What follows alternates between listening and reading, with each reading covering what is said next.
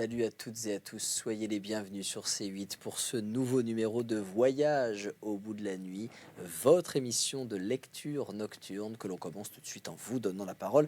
C'est dans la rubrique des questions-réponses de Lionel que ça se passe, vous le savez, vous pouvez m'envoyer vos propres textes pour que je les lise ici. Vous pouvez aussi m'envoyer vos suggestions de lecture pour que je les relaie, qu'on en parle avec les autres sur le hashtag de l'émission, le hashtag VBN. Vous pouvez aussi, si vous le souhaitez, m'envoyer vos interrogations quant à l'origine de telle ou telle expression ou l'étymologie de tel ou tel mot. Vous pouvez réagir sur tout ce qui fait cette émission. Vous n'hésitez surtout pas à réagir. Vous êtes les bienvenus et comme je le disais à l'instant, vous le faites évidemment avec le hashtag VBN, qui est le hashtag officiel de cette émission, mais vous pouvez aussi, si vous le souhaitez, le faire par courrier postal. Ça se passe au 1 rue Les Enfants du Paradis, 92 100 Boulogne-Billancourt, le tout à l'attention de la chaîne C8, de l'émission Voyage au bout de la nuit et de la rubrique des questions-réponses de Lionel, au 1 rue Les Enfants du Paradis, 92 100 Boulogne-Billancourt. Voilà, vous savez tout. Vous pouvez participer à cette rubrique des questions-réponses. Pour l'heure, celle-ci, elle est consacrée à une suggestion de lecture qui m'a été envoyée par Marc sur les réseaux sociaux, sur Twitter plus précisément, avec le hashtag VBN.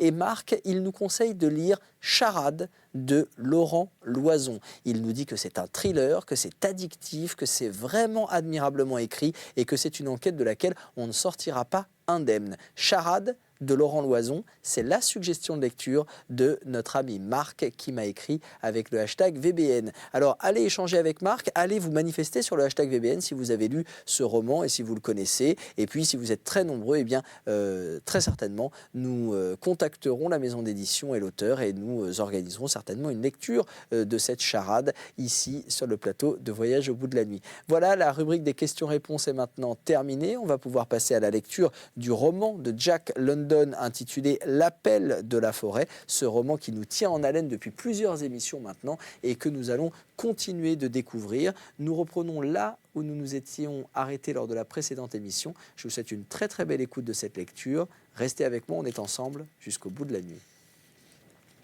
Buck n'attaqua pas, mais lui tourna autour et l'enveloppa d'avances amicales.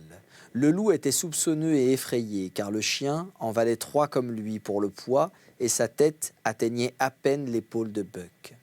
Guettant le moment favorable, il repartit comme une flèche et la poursuite reprit. Maintes fois, il se trouva acculé, et le scénario se répéta. Il n'était pas en forme, sinon Buck aurait eu plus de mal à le dépasser. Il courait jusqu'au moment où la tête de Buck se trouvait au niveau de son flanc. Alors, aux abois, il tournait sur lui-même uniquement pour filer de nouveau à la première occasion. Mais à la fin, l'opiniâtreté de Buck trouva sa récompense, car le loup, découvrant qu'il n'avait pas l'intention de lui nuire, lui renifla finalement le nez. Là, nez à nez, alors, ils devinrent amis et se mirent à jouer de cette manière nerveuse et un peu timide, avec laquelle les bêtes féroces démentent leur férocité. Après un moment de ce jeu, le loup démarra en grande foulée souple d'une façon qui montrait clairement qu'il allait quelque part. Il signifia ouvertement à Buck qu'il devait venir aussi. Ils coururent côte à côte dans le sombre crépuscule, en remontant tout droit le lit de la rivière jusqu'à la gorge dont elle sortait, et franchirent la froide ligne de partage des eaux où elle prenait sa source. Sur la pente opposée de la ligne, ils descendirent sur un plateau remarquable par ses grandes étendues boisées et ses nombreux ruisseaux. À travers ces vastes solitudes, ils coururent sans interruption, des heures durant, tandis que le soleil devenait plus haut et la journée plus chaude. Buck était fou de joie. Il savait enfin qu'il répondait à l'appel, en courant à côté d'un frère des bois vers l'endroit d'où, à coup sûr, il provenait. De vieux souvenirs lui revenaient rapidement et il s'éveillait à leur contact comme autrefois il s'éveillait aux réalités dont il constituait les ombres. Il avait fait cela auparavant quelque part dans cet autre monde qu'il gardait vaguement en mémoire et il le faisait de nouveau en courant librement dans les grands espaces avec la terre jamais foulée sous ses pattes et le vaste ciel au-dessus de sa tête. Ils s'arrêtèrent pour boire près d'un petit torrent. Et en s'arrêtant, Buck se rappela John Thornton. Il s'assit. Le loup s'élança vers l'endroit d'où certainement provenait l'appel, puis il revint vers lui. Le renifla avec la truffe et sembla vouloir l'encourager, mais Buck fit volte-face et commença lentement à rebrousser chemin. Pendant près d'une heure, le frère sauvage courut à son côté en gémissant doucement. Puis il s'assit, pointa le museau vers le ciel et hurla.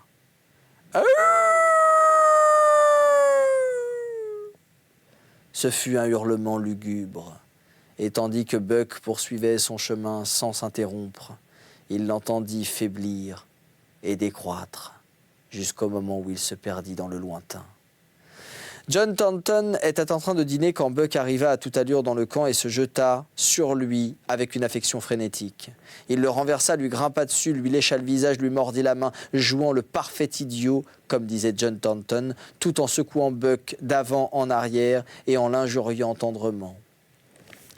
Pendant 2 jours et 2 nuits, Buck n'abandonna jamais le camp, ne quitta jamais des yeux Thornton. Il le suivait à son travail, l'observait pendant qu'il mangeait, le regardait entrer le soir dans ses couvertures et en sortir le matin. Mais au bout de 2 jours, l'appel dans la forêt résonna de manière plus impérieuse que jamais. L'agitation ressaisit Buck. Il était hanté par les souvenirs de son frère sauvage, de la terre riante au-delà de la ligne de partage des eaux, de la course côte à côte à travers les vastes étendues forestières. Une fois encore, il se mit à errer dans les bois, mais le frère sauvage ne revint plus. Et il avait beau écouter durant les longues veilles, le hurlement lugubre ne s'éleva plus. Il commença à dormir dehors la nuit, s'éloigna du camp durant des jours entiers. Une fois, il traversa la ligne de la source du ruisseau et descendit dans le pays des bois et des eaux courantes. Il y erra 1 semaine, cherchant vainement une trace fraîche du frère sauvage. Il tuait son gibier en cours de route et progressait avec de longues foulées souples qui semblaient ne jamais le fatiguer. Il pêcha le saumon dans une large rivière qui se jetait quelque part dans l'océan, et après cette rivière, il tua un grand ours noir aveuglé par les moustiques pendant qu'il pêchait aussi, et qui poussa des cris de rage terribles et désespérés à travers la forêt.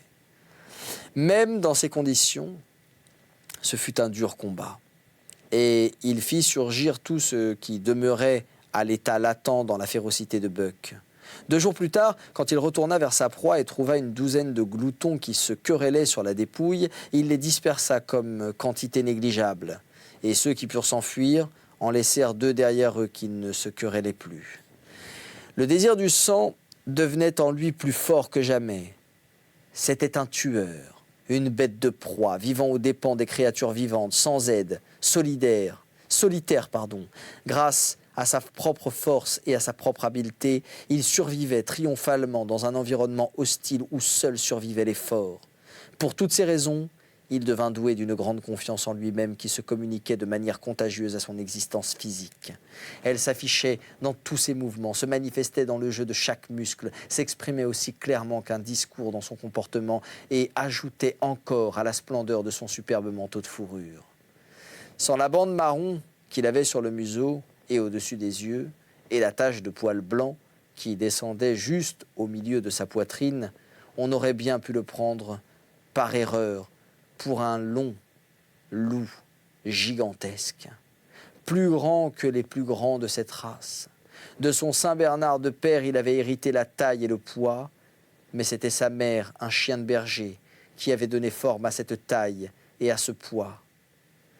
Son museau était le long museau du loup, mais il était plus grand que le museau de n'importe quel loup. Et sa tête, un peu plus large, était aussi une tête de loup, mais en plus massive. Sa ruse était celle du loup, une ruse féroce, mais son intelligence celle du chien de berger et du Saint-Bernard. Et tout cela, ajouté à une expérience acquise à la plus féroce des écoles, en faisait une créature aussi redoutable que toutes celles qui parcouraient les étendues sauvages. Un animal carnivore, ne vivant strictement que de viande. Voilà ce qu'il était dans la fleur de son âge à l'apogée de sa vie. Et il débordait de vigueur et de virilité. Quand Thornton lui caressait le dos de sa main, un bruit sec et un crépitement suivaient cette main. Et chaque poil déchargeait à son contact le magnétisme qu'il contenait.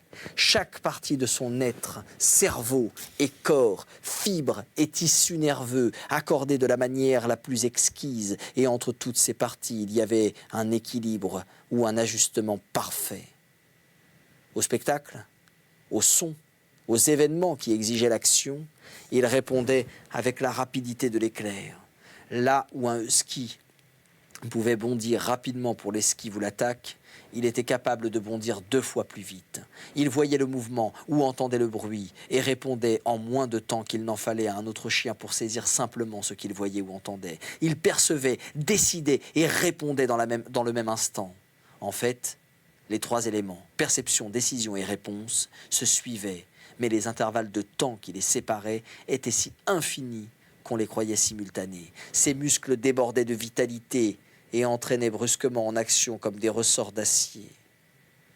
La vie coulait à travers lui en flots splendides, joyeuse et exubérante au point qu'elle semblait devoir exploser dans un mouvement de pure extase et se répandre généreusement sur l'univers. « On n'a jamais vu un chien pareil », déclara un jour John Thornton, tandis que les associés observaient Buck qui sortait du champ. « Quand on l'a fait, on a cassé le moule, dit Pete. « Crénon, je le pense aussi, affirma Hans. S'il le voyait quitter le camp, il n'assistait pas à la métamorphose instantanée et terrifiante qui se produisait dès qu'il se trouvait à l'intérieur du mystère de la forêt. Il ne marchait plus. Aussitôt, il devenait une créature sauvage qui avançait doucement à pas furtifs, des pas de félin, une ombre qui passait, apparaissait et disparaissait au milieu des ombres. Il savait comment tirer parti de chaque abri. Il savait ramper sur le ventre comme un serpent, et comme un serpent bondir et frapper. Il pouvait tirer un lagopède de son nid, tuer un lapin qui dormait. Pardon, je m'interromps une seconde. Un lagopède, c'est un oiseau en fait, et c'est un oiseau qui a la particularité de s'adapter au froid, donc qu'on trouve dans ces régions-là. Il a un plumage presque entièrement blanc et il s'adapte particulièrement au froid et il se camoufle même dans la neige de ce froid. Voilà, c'est un oiseau. Pardon, je reprends. Il pouvait tirer un lagopède de son nid, tuer un lapin qui dormait et briser en plein vol les petits tamias qui s'enfuyaient une seconde trop tard dans les arbres. Les poissons dans les étangs sous la glace n'étaient pas trop rapides pour lui, ni les castors trop méfiants quand ils réparaient leur barrage. Il tuait pour manger. Jamais de manière gratuite, mais il préférait manger ce qu'il tuait lui-même. Le plaisir de jouer, autant que la menace gouvernait ses actes. Il s'amusait à se jeter sur les écureuils et quand il les tenait presque, à les relâcher. Et il regagnait le sommet des arbres, mort de peur, en poussant de petits cris. Tandis que l'automne approchait, l'orignal apparut en plus grande quantité. Il descendait lentement pour aller affronter l'hiver dans les vallées plus basses, au climat moins rigoureux. Buck avait déjà abattu un jeune animal égaré qui n'avait pas encore atteint l'âge adulte, mais il désirait vivement une proie plus grande et plus redoutable. Il la rencontra un jour sur la ligne de partage des eaux à la source de la rivière. Une bande de 20 orignaux l'avait franchi en venant du pays des ruisseaux et des bois. Son chef était un grand mâle. Il était d'un caractère violent et dominant le sol de 6 pieds, offrait même à Buck un adversaire aussi dangereux qu'il pouvait le désirer. Il lançait dans tous les sens ses grands bois palmés qui se ramifiaient en 14 andouillés et s'étendaient sur 7 pieds jusqu'à leur extrémité. Ses petits yeux luisaient d'un éclat méchant et cruel tandis qu'il rugissait de fureur à la vue de Buck. Sur le côté du mâle, juste en avant de son flanc, on voyait saillir une pointe de flèche avec des plumes qui expliquait sa férocité. Guidé par cet instinct qui provenait des anciens jours de chasse dans le monde orignel, Buck réussit à séparer l'animal blessé du troupeau. Ce ne fut pas une tâche aisée. Il aboyait et dansait devant lui en se tenant juste hors d'atteinte de ses grands bois et de ses terribles sabots plats qui auraient pu lui ôter la vie en le frappant ne fût-ce qu'une seule fois. Incapable de tourner le dos au danger, des crocs et de poursuivre son chemin, le mâle se laissait aller à de violents accès de rage. Dans de tels moments, il chargeait Buck, qui avait l'astuce de l'attirer dans un mouvement de repli, en feignant d'être incapable de lui échapper. Mais quand il était ainsi séparé de ses camarades, 2 ou 3 des mâles plus jeunes chargeaient Buck et permettaient aux blessés de rejoindre la horde. Il y a une patience dans la vie sauvage, obstinée, inlassable, persévérante comme la vie même, qui maintient immobile pendant d'interminables heures l'araignée dans sa toile, le serpent dans ses anneaux, la panthère en embuscade. Cette patience est tout particulièrement celle de la vie quand elle chasse la nourriture qui la fait vivre. Et elle était celle de Buck quand il s'accrochait au flanc de la horde, retardait sa progression, irritait les jeunes mâles, inquiétait les femelles avec leurs enfants encore jeunes et rendait la bête blessée folle de rage impuissante.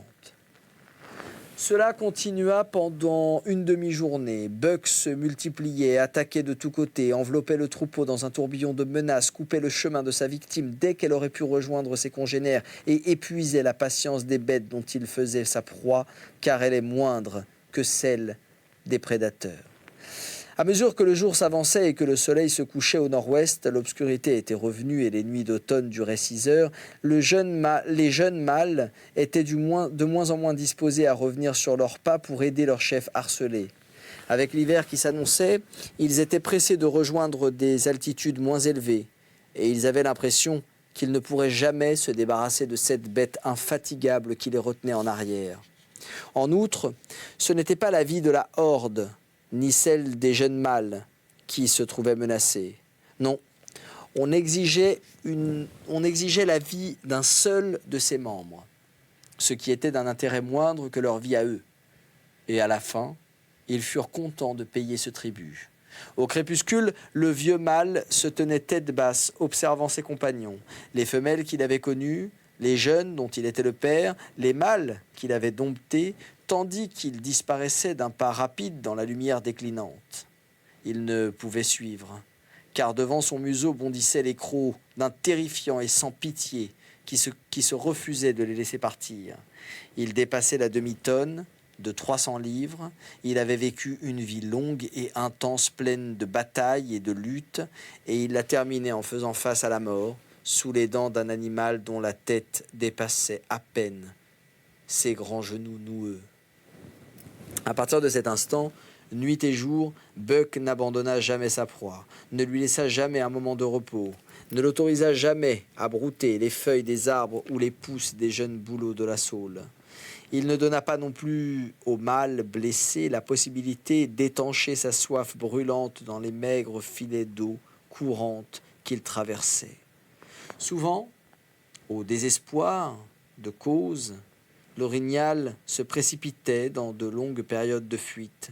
En pareil cas, Buck n'essayait pas de le retenir, mais courait rapidement sur ses talons, content du tour que prenait le jeu. Il se couchait quand l'autre restait immobile et l'attaquait sauvagement quand il s'efforçait de manger ou de boire. La grande tête s'abaissait de plus en plus sous son arbre de cornes et son trot, traînant, devenait de plus en plus faible. Il restait immobile pendant de longs intervalles, son museau penchait vers le sol, ses oreilles abattues retombaient mollement et Buck trouvait plus de temps pour aller se chercher de l'eau et pour se reposer.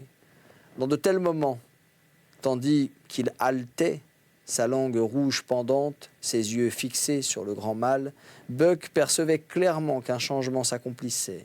Il sentait un frisson nouveau agiter le pays. Tandis que les orignaux y arrivaient, d'autres formes de vie y arrivaient aussi. La forêt, l'eau courante, l'air semblaient palpiter de leur présence, ce qui lui en apportait la nouvelle. Ce n'était pas la vue, l'ouïe ou l'odorat, mais un autre sens plus subtil. Il n'entendait rien, ne voyait rien. Pourtant, il savait que la contrée était d'une certaine manière différente, qu'à travers elle, de drôles de choses se préparaient et rôdaient. Et il décida d'enquêter dès qu'il aurait terminé l'affaire en cours.